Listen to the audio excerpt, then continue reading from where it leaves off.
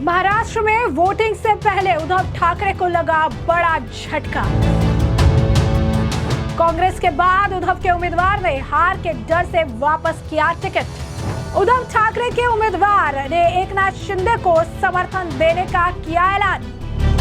2014 के चुनाव जैसी स्थिति महाराष्ट्र में बन रही। एमवीए चुनाव के बाद खत्म हो जाएगी और एनडीए प्रचंड बहुमत के साथ जीतेगी।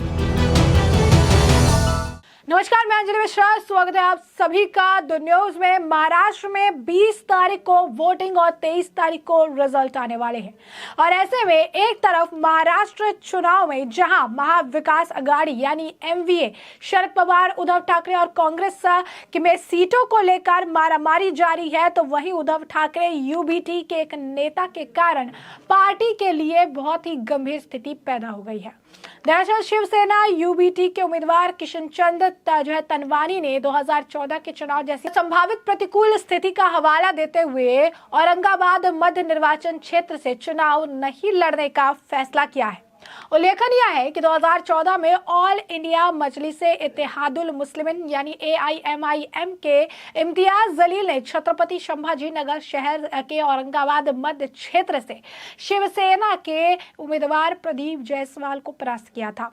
भाजपा के टिकट पर चुनाव लड़ने वाले तनवानी तीसरे स्थान पर थे। किशन चंद तनवानी ने अब वापस अपना नाम क्यों लिया है, बता दें आपको कि किशन चंद तनवानी ने 2014 की तरह संभावित प्रतिकूल स्थिति का हवाला देते हुए संभाजी सेंट्रल निर्वाचन क्षेत्र से चुनाव नहीं लड़ने का फैसला किया है और साथ ही साथ उन्होंने एक बड़ा ऐलान भी कर दिया है और यह ऐलान ये है कि वो अब एकनाथ शिंदे का समर्थन करेंगे। जी हाँ, बिल्कुल सही सुना आपने। तनवानी का ये मानना है कि वो कई जगहों पर जो है वो 7 दिन तक वो घूमे हैं, उन्होंने सारी चीजों का जायजा लिया है और फिर उन्हें ये बात समझ आ गई है कि इस चुनाव के बाद महाविकास अघाड़ी समाप्त हो जाएगी और महायुति जो है, जो एनडीए है, जो गठबंधन है, वो प्रचंड बहुमत के साथ सरकार बना लेगी। और इसी वजह से उन्होंने देख लिया है कि इस बार जो स्थिति है वो 2014 जैसी हो रही है और कहीं ना कहीं यहाँ पर एमवीए के साथ चुनाव लड़ने का मतलब है हार का मुख देखना, क्योंकि उन्हें समझ आ गया है कि महाविकास अघाड़ी इस चुनाव में हार रही है, क्योंकि इस चुनाव में जीतने की ज्यादातर संभावना, यूं कहिए जीतने की ही, अगर आप कहेंगे कि एक का कंफर्मेशन जो है वो महायुति की जो है नजर आ रही है। अब ऐसे में आपको बता दें कि AIMIM के इम्तियाज जलील 2014 में छत्रपति संभाजी नगर के औरंगाबाद सेंट्रल क्षेत्र से शिवसेना के उम्मीदवार प्रदीप जायसवाल को हराया था, जिससे बीजेपी के टिकट पर चुनाव लड़ने वाले तनवानी तीसरे स्थान पर आ गए थे। अब किशन चंद तनवानी ने इसे लेकर क्या कहा है ये भी जान लीजिए। उद्धव ठाकरे के नेतृत्व वाली शिवसेना ने पिछले हफ्ते तनवानी की उम्मीदवारी की घोषणा की थी। मीडिया में बातचीत में तनवानी ने कहा कि मैं पिछले 7 दिनों से इस विधानसभा क्षेत्र का दौरा कर रहा हूं और महसूस किया कि 2014 के चुनाव जैसी स्थिति अब यहाँ बन गई है। मैंने इस बार चुनाव नहीं लड़ने का फैसला किया है।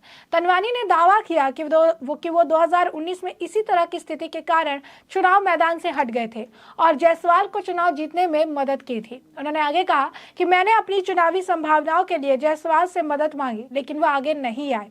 मैंने उद्धव ठाकरे से बात नहीं की है, मैं उनसे बात करूंगा और उनके जो है निर्देशानुसार काम भी करूंगा।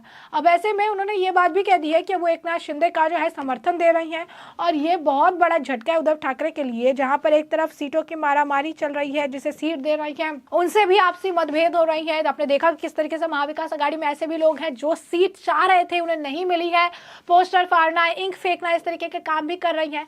तो ऐसे में चुनावी माहौल के बीच इस तरीके से टिकट वापस करना, मैदान से पीछे हट जाना बहुत बड़ा झटके के तौर पर इसे देखा जा रहा है। महाराष्ट्र में अब आपको बता दें कि महाराष्ट्र के जो संभाजी नगर सेंट्रल से उद्धव ठाकरे के गुट के उम्मीदवार किशन चंद तनवानी ने नाम वापस लेने के बाद पार्टी ने अब दूसरे प्रत्याशी की तलाश जो है वो पूरी की है। उद्धव ठाकरे ने किशन चंद तनवानी की जगह शिवसेना के मेयर बाला साहब थोराट को जो है टिकट दिया है। किशन चंद तनवानी के अंतिम वक्त में शिवसेना को झटका दिया था और अपना नाम जो है उन्होंने वापस ले लिया। उनकी जगह पर जो है थोराट को टिकट दिया गया है। शिंदे गुट को समर्थन करने की बात कहकर भी उन्होंने सियासी पाड़ा जो है हाई कर दिया है।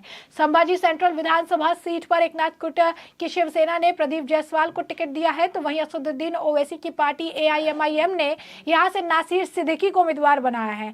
वहीं अब शिवसेना UBT ने अपनी पार्टी के नेता बाला साहब थोराट को टिकट देकर वैकल्पिक व्यवस्था कर ली है। दिलचस्प है कि महाराष्ट्र में कांग्रेस के विधायक दल के नेता का नाम भी बाला साहब थोराट ही है।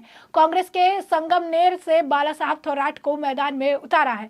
यानी साफ तौर पर अगर आप देखेंगे तो महाविकास अघाड़ी में स्थिति इतनी गंभीर हो चुकी है कि एक तरफ सीटों के बंटवारे पर सहमति नहीं बन रही है, जहां एक दूसरे को सीट देने में मदद कर रही है, जहां एक दूसरे को अगर आप कहेंगे कि सीट में लोगों को उतारे, प्रत्याशी उतार रही हैं, तो वहां से एक अन्य प्रत्याशी जो कि उन्हें संभावित ऐसा लग रहा था कि शायद उनका नाम लिया जाएगा, वो गुस्से में नजर आ रहा है। वो कहीं जो है शरद पवार के पोस्टर फाड़ रहा है, उनकी चेहरे पर जो है स्याही फेंकी जा रही है, उनके पोस्टर पर जो है स्याही फेंकी जा रही है। इस तरीके का काम किया जा रहा है।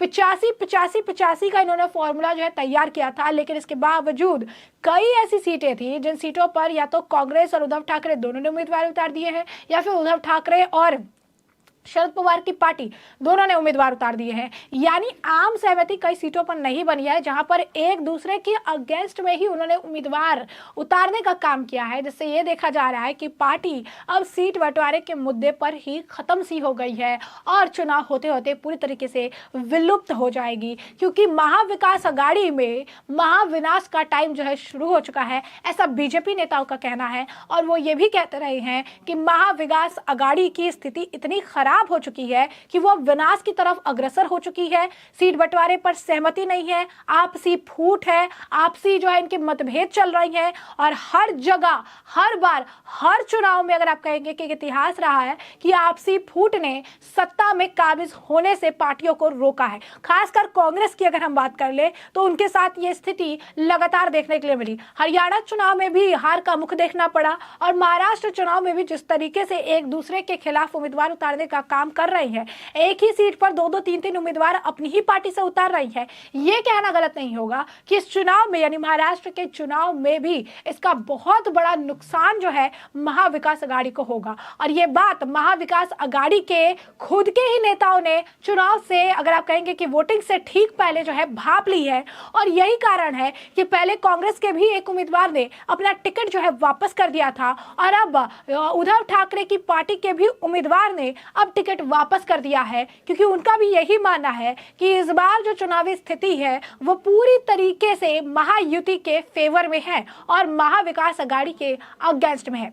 ऐसे में चुनाव हारने के लिए कोई भी लड़ना नहीं चाह रहा है। यानी स्थिति महाविकास अघाड़ी में समय के साथ और ज्यादा जटिल और उलझती हुई जा रही है। अब यह देखना दिलचस्प होगा कि आने वाले समय में महाविकास अघाड़ी में जिस तरीके से अभी अगर आप कहेंगे कि एक तानातानी चल रही है, एक फ्रिक्शन चल रहा है, सीटें जो है टिकट वगैरह वापस किए जा रहे हैं, तो आने वाले समय में इसकी लिस्ट और कितनी लंबी होती है, और कौन कौन से नेता है या कौन कौन से ऐसे उम्मीदवार है जो फिर अपना टिकट वापस करते हैं, क्योंकि हार का डर इस वक्त महाविकास अघाड़ी के सभी नेताओं को जो है सता रहा है, क्योंकि महाविकास अघाड़ी की स्थिति अब किसी से नहीं छिपी है, क्योंकि सीटों पर ही सहमति नहीं बन पा रही है, एक दूसरे के खिलाफ भी बयानबाजी कर रही है। अब यह देखना होगा कि जिस तरीके से अब उद्धव ठाकरे के उम्मीदवार ने एकनाथ शिंदे को समर्थन देने की बात कही है, तो इस मामले पर अब उद्धव की पार्टी के द्वारा क्या प्रतिक्रिया आती है, जिसे कि हम आपको रखेंगे अपडेटेड। तो ऐसे में हमने आपको जो पूरा मामला है ये बड़े विस्तार से बताया कि ये पूरा मामला क्या है, और इस मामले पर